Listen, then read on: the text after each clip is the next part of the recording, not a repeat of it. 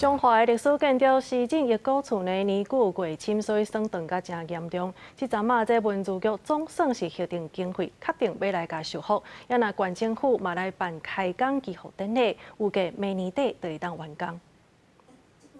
鹿港大有街的西进一古厝是过去的准校行，大约有200年的历史。在2009年登录做中华县历史建筑，但是年久过深，去年因为风台地动，楼顶崩起，等16年的时间，即阵文字局核定经费，确定要来修复。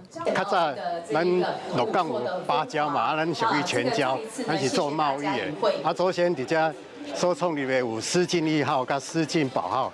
2个上号，伫个咱鹿港上繁华的时阵吼，伊会见证这个咱鹿港一府二路3万家最繁荣的时代。这个市政府所是代表古早的这个商行，今嘛有法度来做这个市政府所的整修，对地方的这文化保存非常的这个有需要。西进一古厝是鹿港8高的全高商行，保存历前的建筑形架，门厅内有老井甲老尾厝仓库的设计，后院的古井嘛也搁伫咧，是保存真完整。 的旧厝，县府表示，这边修复工程总经费爱2800万，预定会伫明年底完工。那这个工程当中核准有2800万元，那其中2240万元有这80%的部分是由我们资局它来补助。那县府呢，在议员的支持之下，我们呢出了420万，那应该给产权所有人他要出5%是140万。 县府表示，西进的古厝见证过去港口北部家业繁荣加商业文化演变，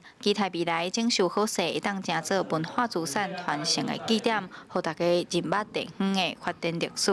记者杨淑晴，中华报道。